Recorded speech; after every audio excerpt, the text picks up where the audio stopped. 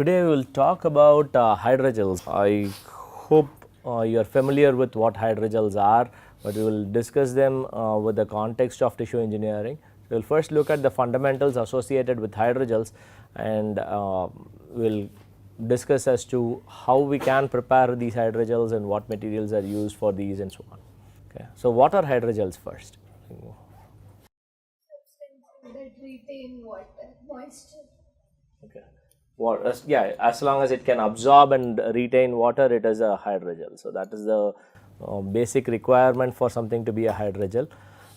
It is properly defined as interconnected networks of macroscopic dimensions, which consists of hydrophilic or amphiphilic building blocks that are rendered insoluble due to the presence of crosslinks. So, the initial monomers or the building blocks which are used are actually soluble in water, but you create crosslinks, and as the degree of crosslinking increases, at some point this macroscopic material becomes insoluble in water, and that is called as a hydrogel. So, this kind of a network can actually absorb and retain a lot of water. Okay. So, these can be formed from soluble monomers or multifunctional polymers. You can also use insoluble microscopic entities such as nanofibrils or nano and microparticles, so which would have initially been formed using hydrophilic molecules, and you have these nanostructures or microstructures which can then be fused together or interacted together to form hydrogels. Yeah. With what? What does it form crosslinks with? Okay, we will discuss that. So, cross-linking is one of the major aspects when it comes to creating hydrogels. So, it depends on the polymer you are using, and there are different types of cross-linking. We will talk about that in this lecture. So, crosslinks are physical or chemical. These are technically the junction points where two polymeric chains or microscopic objects cross over. So, this is the hydrogels are generally used at a temperature higher than the glass transition temperature. So, what is glass transition temperature?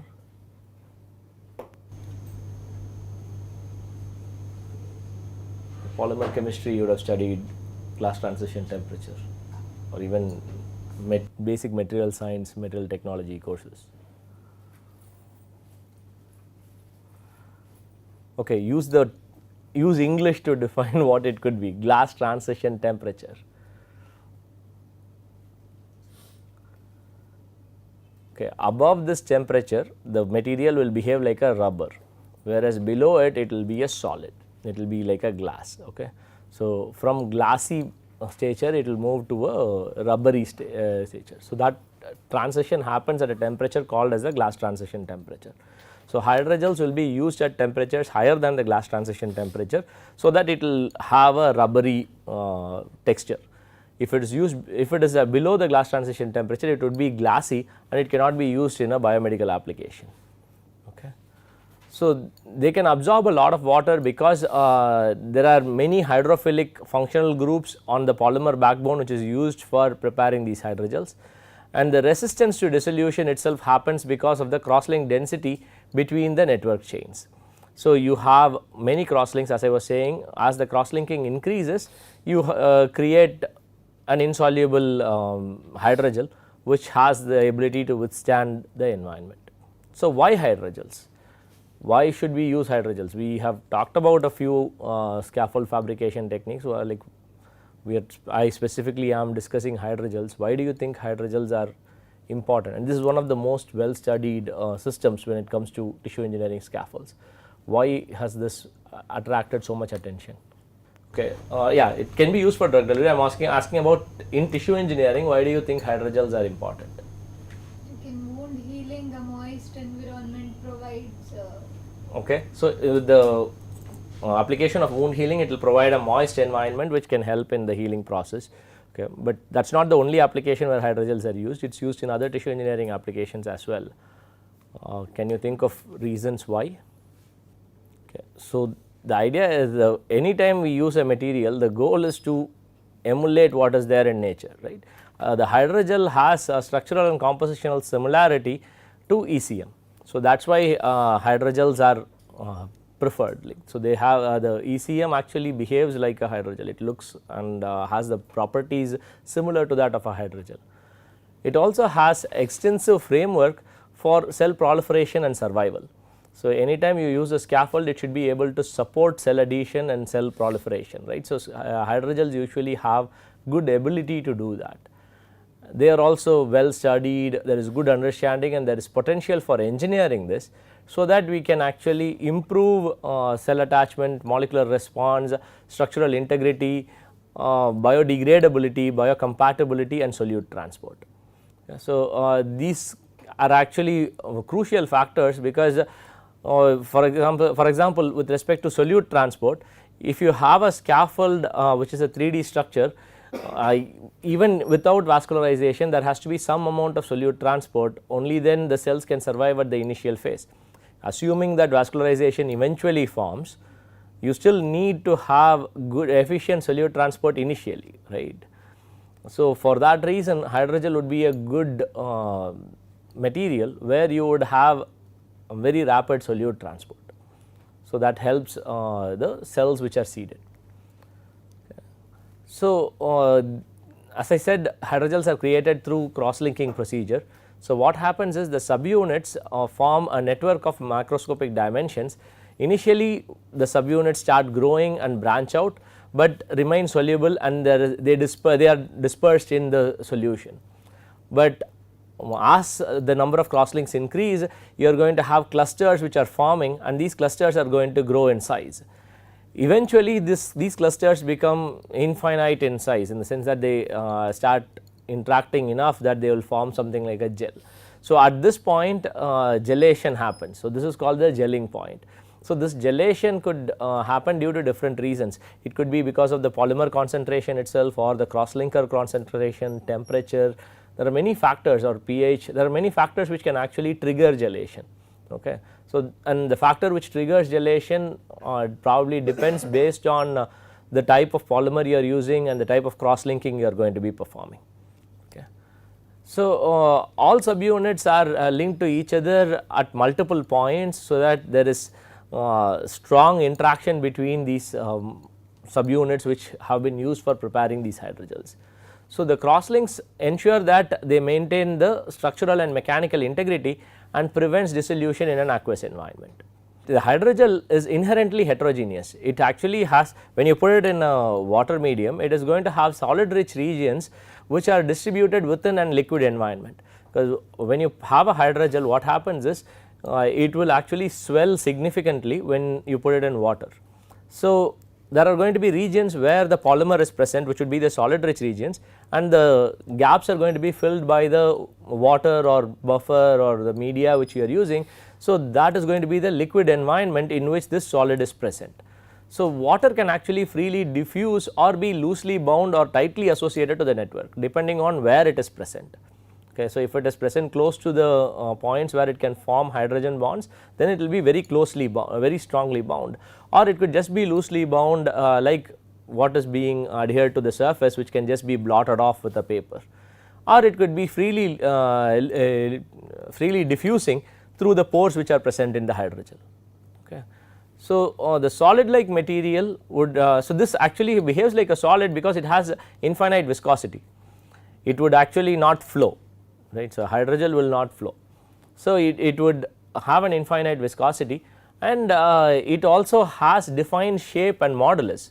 So, this makes it a solid, but it also has liquid like properties because solute can diffuse freely, and this helps in the solute transport. The only condition is the solute size has to be smaller than the average mesh size. So, mesh size would be the size of the between these crosslinks, not exactly the pore size, but like size between the crosslinks. Okay. So, you might have a non-porous hydrogel as well.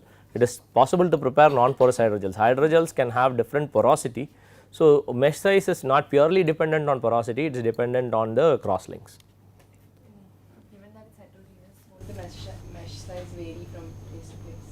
Yes, it will. That is why I said average mesh size. So, it will be different, but you would have, you can prepare it with reasonable distribution. So, if you are going to have chemical cross linking, for example, depending on the functional group's density, you are going to have similar cross linking, right. So, you can alter cross linking concentration, sorry, cross linker concentration to get uniform cross linking and so on. So, the physical structure itself depends on the starting monomer or the macromer which you are using, right. So, and it also will be defined by the synthesis procedure and the fabrication methods that you are going to be using. The solvent conditions in which these hydrogels are prepared will also influence the structure of this hydrogel. So, after your hydrogel is prepared, while you are using, there is going to be some amount of degradation, and there is going to be mechanical loading depending on where you are using it. So, even cartilage people use hydrogels, right. So, people use different kinds of hydrogels for cartilage repair. So, there you are going to have significant mechanical loading. So, this is going to cause damage to the tissue, so and the hydrogel. So, that could actually change the physical structure of the hydrogel. So, the cross-link structure is characterized by the junctions, which could be either chemical linkages or permanent or temporary physical entanglements, or microcrystallite formations or weak interactions like hydrogen bonding. Okay, these are all the different things which can actually be present as the cross-linking structure. So, when you are talking about the network, the hydrogel network, there are different parameters which are usually described. So, the 3 parameters which are very commonly described are the polymer volume fraction in a swollen state. So, when you take a hydrogel and immerse it in PBS or water, it is going to swell till it reaches equilibrium, right. At the point of equilibrium, you are going to have some fraction which is polymer and the rest is going to be water. So, depending on the water fraction, the polymer fraction, you know what is the swelling of the material. So, this is one parameter which is used. Average molecular weight between the cross links is another parameter which is used to define the density of cross linking, and the other aspect is the measure of distance between the cross links, which is the mesh size. So, this will help us in understanding what solutes can pass through the hydrogel and what cannot. Okay. So, these are the parameters which are used. So, while I was describing this, I said that swelling reaches an equilibrium, right. Why do you think it reaches an equilibrium? Why not just keep swelling? When a hydrogel is placed in water, let us say there is excess amount of water. So, you say let us say I take 10 grams of a hydrogel and place it in 500 kilograms of water. So, there is a lot of water it can absorb. Why does not it keep absorbing it? What is actually preventing it? White water saturated. Yeah. So, it has limits for the points where it can actually adhere to water, and also there are forces which act against swelling, right. So, the number of cross links are going to prevent the hydrogel from swelling, right. So, you are going to have water which is coming in, which is forcing the hydrogel to swell, and the cross links which are trying to hold the hydrogel together. These two are counteracting forces, and at some point these forces are going to reach equilibrium, right. So, that is also going to play a role in how much the hydrogel can swell. Solute transport is one of the most critical parameters which is used for designing a hydrogel. So, here this actually defines the mass transfer parameters for nutrients, gases, waste products, bioactive agents, and other molecules which would be involved in the during cell culture and cell growth. So, in solute transport, convection usually does not play a role, because when you keep this in a physiological environment, you are actually not going to have flow in this direction, right. So, convection will not play a major role unless if your pore size is very large. So, if your pore sizes are very large, then there can actually be convective forces within these pores, even when you are in a static environment. Okay. So, diffusion is the driving transport phenomena, and there are different factors which can actually influence diffusion, being mesh size, pH and temperature. Right. So, all these can actually affect the mesh size of affect the diffusion parameters for in which helps the solute transport. Okay. So, this basically talks about the types of hydrogels, and we will look at some of the polymers which are used for preparing natural and synthetic hydrogels. So, this is not a comprehensive list. So, you can actually prepare hydrogels using many types of polymers. As long as it is hydrophilic and it can absorb and retain water, you can try to prepare a hydrogel using that. Only thing would be to optimize the cross linking procedure, so that it actually forms a stable hydrogel. Okay. So, what I have listed here is just a brief introduction for what are all the materials that are used. So, basically you can classify them as two things. One is the natural polymers which are used and the synthetic polymers that are used. So, natural polymers such as hyaluronic acid, alginate, pectin, carrageenan, chitosan, polylysine, collagen, carboxymethyl chitin, carboxymethyl cellulose, dextran, agarose, pullulane, all these have actually been studied for preparing hydrogels. For different applications, people have tested these, and so people have also used these along with the synthetic hydrogels, synthetic polymers, to get desirable mechanical properties and degradation properties.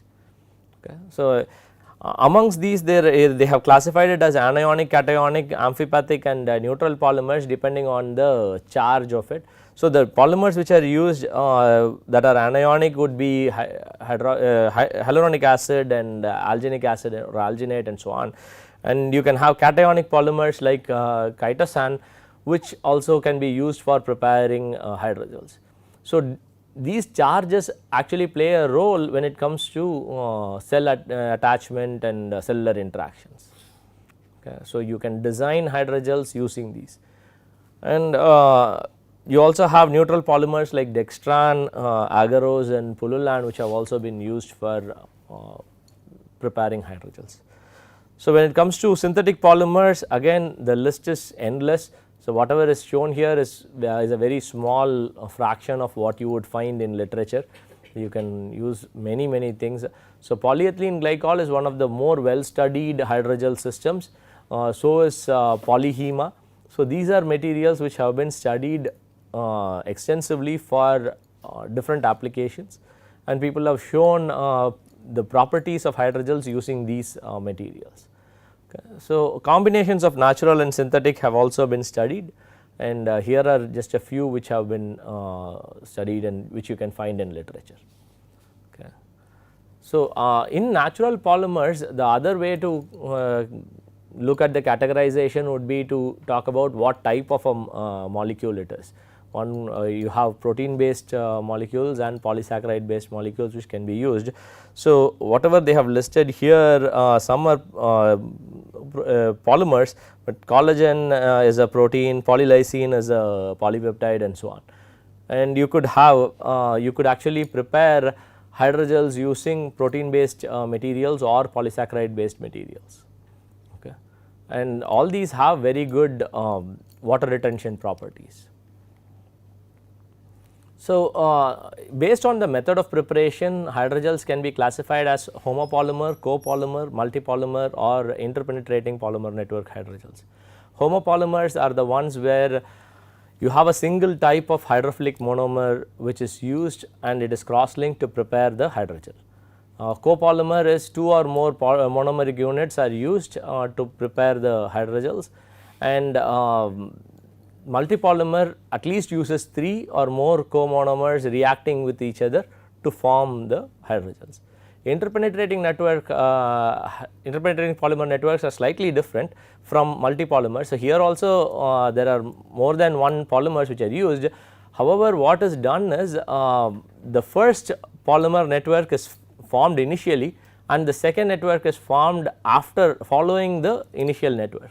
So, thereby there is an interpenetrating network. The first network and the second network are not covalently attached to each other, they just are interacting with each other. So, this is why it is called as an interpenetrating polymer network. There are also things like double network hydrogels and many other types of hydrogels. So, people have tried to do these to alter the mechanical properties and degradation properties of the hydrogels.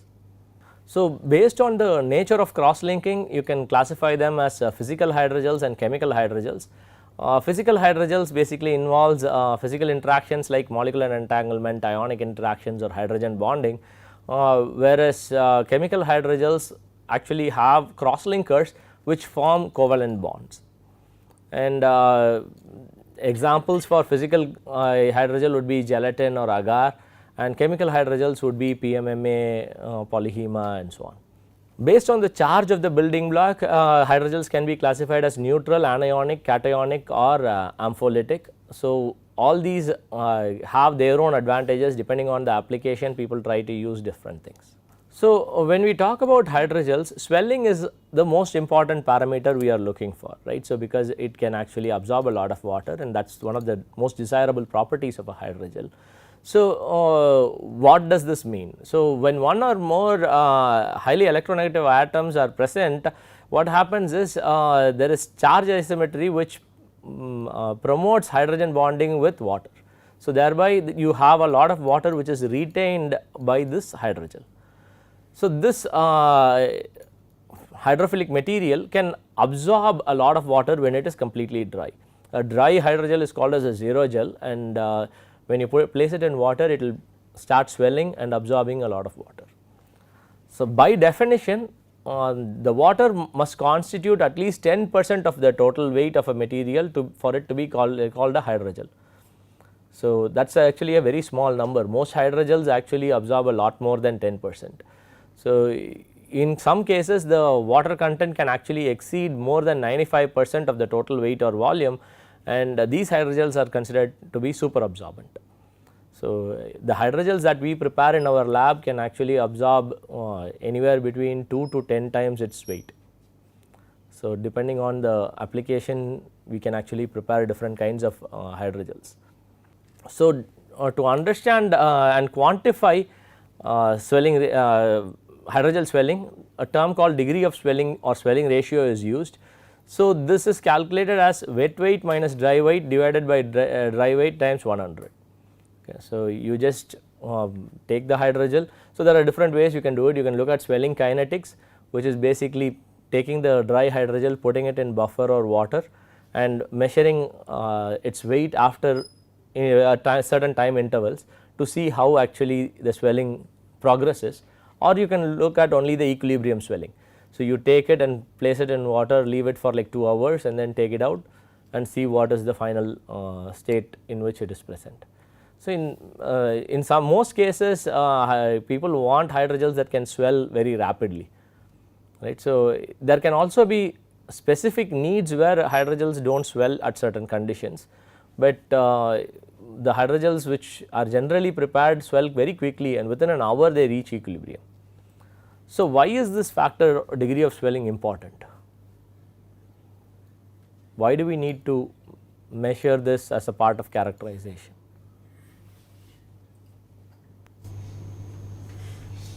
It gives us how much weight it can retain. Okay. So, it will tell us how much water it can retain, but more than that from an application standpoint, it helps us understand the solute diffusion through the hydrogel, and also the properties surface and properties and the surface mobility on the material, and also the mechanical property, because you are going to be using this material in its swollen state, right. So, you need to understand what the how the mechanical properties can be altered while the swelling happens. So, those factors can be identified when with this value. So, there are many hydrogels which are very highly swollen. Some of the hydrogels are listed here: cellulose, polyvinyl alcohol, polyethylene glycol. So, what is common between these molecules?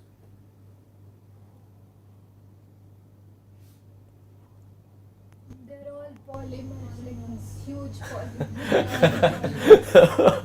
No, they are all polymers, fine, but why does that mean they have to be highly swollen hydrogels? So, I am trying to say, I am asking you what property of all these three makes them to form highly swollen hydrogels. Bonding with water. Hydrogen bonding with water is possible, but what is their structural feature which causes the hydrogen bonding with water? Hydroxyl groups. So, they have a lot of OH groups. Okay, so that is why you have makes them highly hydrophilic, and they can actually swell a lot and absorb a lot of water. Okay. So, there are also moderately swollen hydrogels like polyhema, and copolymerization can be done to optimize the swelling ratios to get desired swelling ratios using two different materials. So, while you are preparing hydrogels, the mesh size, shape, swelling permeability characters, all will depend on the method of preparation itself. So, the method of preparation can be based on chemical or physical cross linking. You can also have graft polymerization and radiation cross linking. So, which can cause either chemical cross linking or physical cross linking depending on how the polymer which is being used. So, the advantage of using physical cross linking is no cross linker is needed. Anytime you add additional chemicals, it can cause problems, right. So, the cross linker could be toxic, although your material might not be toxic, your cross linker could be toxic, or there could be excess cross linker which could have other adverse effects. Even if it is not toxic, it could have other biological effects which are unintended. So, you would not want that. So, physical cross linking does not require this cross linker, makes it very safe that way. So, you know for sure that the material you are using is the only thing which you are putting inside the body. So, it is also relatively easy to form. However, the mechanical strength is low for most of the physical cross linking, because these are just weak interactions, right. So, the common physical cross linkings which are used are ionic interactions and hydrogen bonds. It can also be created using heating and cooling cycles and crystallization.